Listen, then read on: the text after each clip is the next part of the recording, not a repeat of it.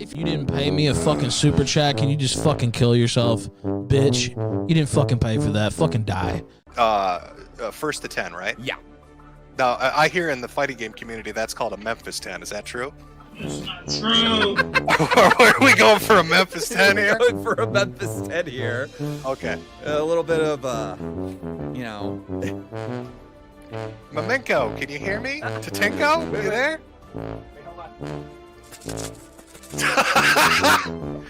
I can't hear you. Flamenco! I spelt more on liquor than you spit on spilt shoes. It looks like Flamenco, hold on a second. Hold on a second, Flamenco. I can't hear you, Jim. I can't hear you. Oh, gonna need more bottles. Hold on, let me go get the maker's mark. We'll make it a little bit more even. Getting Bourbon Decay says, getting charged with a sex offense, at least it's January. It's not even hot outside. Blurg. Yeah, Ralph got a suspended sentence on that revenge porn case. Yeah, I saw people talking about it, saying that, I mean, he walked, right? Yeah, so he's not doing any jail time. As long as he keeps his nose clean, but it's not even like probation, so he doesn't have to, like, you know, do piss tests or anything. So, I mean, what happened with that? I thought it didn't, like, what is her fucking name? What is the girl's name? Faith. So he But I mean, didn't she fly out? Weren't they gonna like crucify him or something? And so he walked. So what happened? So I'm probably, because I'm not like super up to date on the lore, so I'm probably gonna get some things wrong. He got into a shouting match with her ex-boyfriend, who's like a meth addict, and he sent the oh ex, no, like, I know about I know about the porn video. I was talking about like the trial itself, or the court hearing, or whatever the fuck happened just a week ago or yesterday or whatever the fuck it was. I think he just pled no contest, so he doesn't get fucked on like any matter of civil litigation, because I don't think you can have a no contest plea count against you in a civil matter. But he just he pled no contest. They gave him a guilty verdict and 1 year suspended sentence. He's still in ongoing like issues with her father, on like a restraining order and also like a custody battle, I think. It's gonna be like, this is gonna be like one of those long lasting. This is gonna be like Hatfield's McCoy shit with these people, isn't it? Yeah, right. Because Faith's dad is also like fucking insane. Faith is also insane. Like everyone's fucking nuts in this entire debacle. So I don't know. That's crazy shit. These are images of Ethan Ralph from Google image search. Not this one. That's a different Ethan Ralph. This is an old picture of Ralph. This is a mugshot of Ethan Ralph. Here we go. This is the appropriate picture of Ethan Ralph right here. Here, that's it. That's the one we need to talk about probably. So Ethan Ralph, and I won't keep pictures up too long.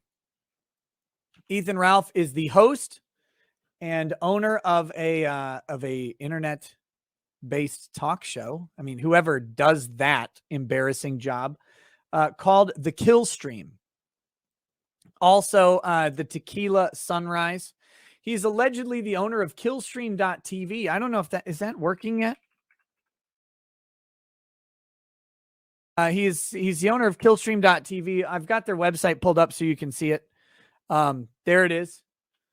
There was a data breach on Killstream.tv something like 37 years ago.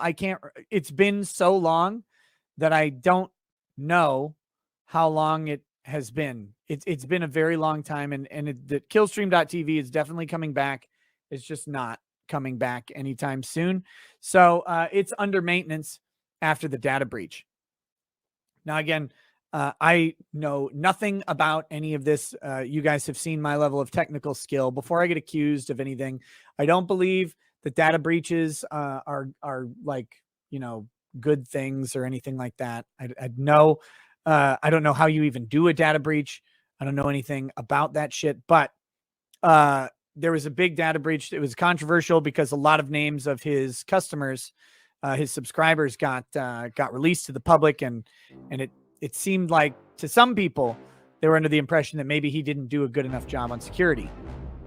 So that being said, he is the host of the Killstream. The Killstream is a show that was born in the era of Gamergate and internet blood sports, and was a show where for a while it was very popular on YouTube, a very popular late night live stream. And the way it worked was this: a couple of people would enter the Killstream. Ethan Ralph was the host, along with various co-hosts throughout their time, and two people would scream at each other and call each other retarded and Down syndrome, poster children or whatever for a little bit, and then everybody would laugh, and the show would clean house and make a bunch of money, and it was great. It was great for everybody involved, and that was something that the internet wanted at that time, and people enjoyed it.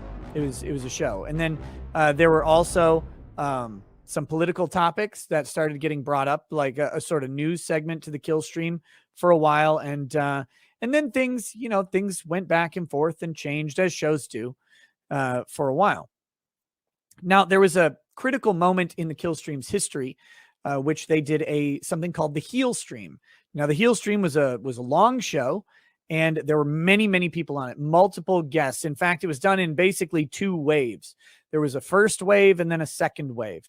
I was in the second wave appearance on the Heel Stream. It was a great show. And what happened on that show was raising money for charity for St. Jude's Children's Hospital through YouTube. YouTube has functionality where all super chats, when you turn it on, will go to a particular charity. They don't go to the streamer. YouTube doesn't take their 30% cut. All the money that you donate goes directly to the charity, and it's a pretty cool feature, I guess. They ended up raising $26,000 on the show, and it was pretty funny. The premise of the show, as far as I could tell, was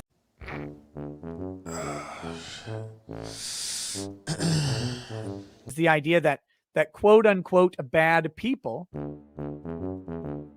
that bad people could do good things, right? That they could provide money to kids who needed cancer treatment, and that was the idea. And they could do it by telling jokes and telling stories and all of that. And there's a whole bunch of drama to the Heel Stream. What ultimately ended up happening was a Wall Street Journal hit piece came out on the Heel Stream.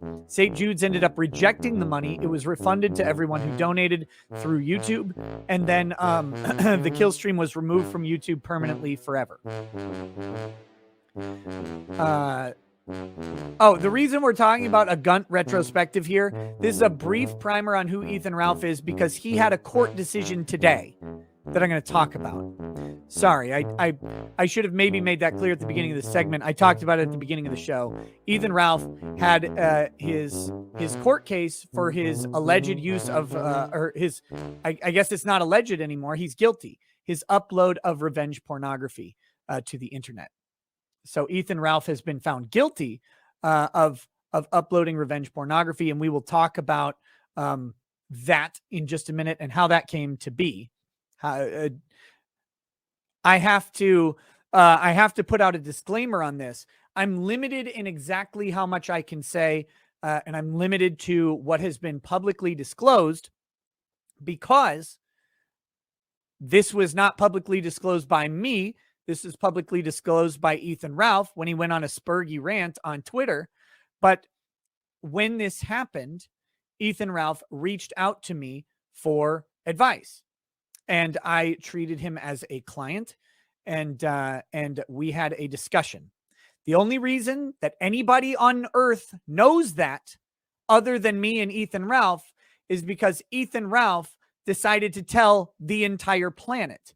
Personally, I thought maybe it would be better if I didn't tell people, and I'm under no obligation to do so, that I was representing Ethan Ralph in the matter of revenge pornography, because some people might draw a negative inference from someone who had not been charged with a crime seeking the help of an attorney on a matter in which they denied their involvement in the process. some people might draw that inference. I don't think that's a proper inference to draw, but I thought for me and for my client, the best option to do is to probably just never mention that at all. And it was going just fine like that for about a year. And by the way, I did do a video analysis of the revenge porn laws in Virginia. You can go watch that. You can watch that analysis. I stand generally by the statements in that video, even though some circumstances came to pass which made the prosecution of the revenge porn significantly more likely after I had cut that video. But that being said, again, I didn't talk about it, but because there are still undisclosed statements between Ralph and I, then I'm not able to talk about anything in regards to that matter. The only thing I can talk about is what he specifically said and screen capped. I don't even remember it, so I'm not going to talk about our conversation at all, but he told the world about this. So that is as much as I can say about that issue. But you'll have to understand that that is influencing how I can talk about this issue. And so if you want like a full breakdown of everything that happened with like my thoughts and speculation, I can't do that. I can only tell you what's in public. So with that, the getting back to the Killstream then bounced around on alternative streaming sites and has since landed on both Odyssey and I think it's also on Cozy TV, which is the Nick Fuentes streaming service Cozy. I'm not familiar with it, but I believe that it is maybe multi-streamed over there. I'm not sure. But the Killstream still does happen, as does an additional show called Tequila Sunrise, which is the morning version of the Killstream. And Ralph broadcasts. So it's still going on. With that, back sometime, was this last year or was it 2020? I don't remember. It was either 2019 or 2020. A person was doing a show and a video of Ethan Ralph and his at the time girlfriend and eventual baby mama Faith Vickers was uploaded to the internet and sent to that show host. That show host was then exposed and then did also in some way expose the audience to a portion of the show, and that was a sex tape, right? And that sex tape is was passed around the particular circle of the internet that Ethan Ralph travels very, very quickly. It has some notoriety. Memes were made out of it, and it was there. There were allegations at the time that this was something called revenge porn. And then, revenge porn in Virginia typically requires a couple different things. It requires proof that the person uploaded the video and subsequently that the person did so for the purposes of humiliation or impugning integrity or whatever, harassment, those types of things. So with that, at the time, there wasn't a super huge amount of evidence that this was sufficiently motivated, that this was going to be charged. It's a misdemeanor crime in the state of Virginia. But then it was eventually charged, but then it was eventually dropped. It was dropped at the time, and it seems that there had been some sort of deal for a deferred prosecution. It's called a nolo prosecui or something stupid in Latin. And I don't know any of the terms of this at all. So I'm speculating on what generally happens in those instances. What happens here when you have that deferred prosecution is the prosecutor takes the file, they unfile it from court, and they keep it in their office. And they say, as long as your client doesn't fuck up in the next year, we're just going to throw this file in the garbage, right? And we won't prosecute your client. If they do some other thing, then we'll bring it back and then we'll file it and then we'll go through with the charges.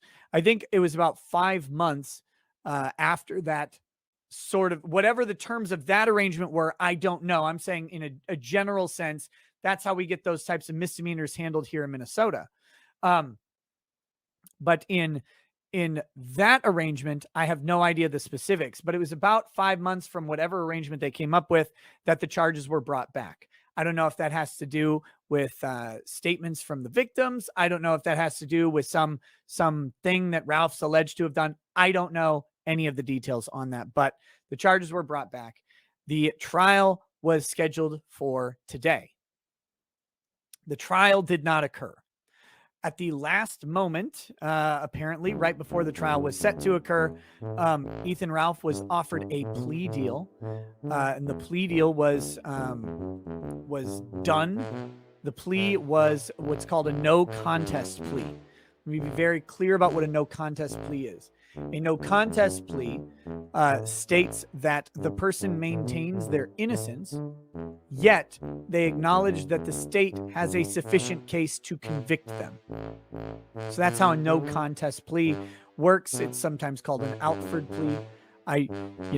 For whatever reason, they're not going to admit to the specific facts, but they will acknowledge that the state has sufficient facts. So that is what happened today. And the sentencing on that is a 1-year suspended sentence. So for everybody wishing Ethan Ralph would go to jail over this, he does not look primed to go to jail over this, unless presumably he would violate some terms. But he has a 1-year suspended sentence, and that is how that goes. Or a suspended sentence for a year. I don't know what the sentence itself is for, but that is where that is. So what can be said is that Ethan Ralph has pled no contest, which is a guilty plea, and has been found guilty of the act of uploading revenge pornography. So there you go to that. So what happens next? Why take the plea? Why do this? Ralph has always maintained his innocence on this one, but he decided at the last minute to take this plea. I have no idea why. I'm not involved in any of this stuff. Haven't been for a very long time. In fact, Ethan Ralph very much hates me and is probably mad I'm talking about this at all. But that's neither here nor there. To be clear, he hates me because he farted on camera and I very mildly laughed at it. And yes, I'm serious. So with that, there is actually potential impact in this case because this is not actually Ralph's only criminal case. Ralph has 2, I believe, upcoming restraining order violation charges in, I think, California or Nevada. I think it's in California. And there's a problem now because you have restraining order violations and you similarly now have a conviction for revenge pornography against presumably one of the restraining order holders, which would be Faith. And so that could have some sort of impact on that. I don't know. I'm not familiar enough with California law, and I don't have enough of the details about what's going on in these cases. Because besides from laughing from the sidelines, I don't spend a ton of time researching the legal woes of Ethan Ralph. Those are his to deal with. Admit it, you made a stinky face at his fart? Yes, absolutely. It sounded disgusting and horrifying. Anybody who says otherwise is silly to me. It sounded really gross. But I also did, let me be very clear, I did say doing a 24-hour live stream, you're going to fart on camera. I do it all the time. I don't think mine gets picked up, but you never know. You never know.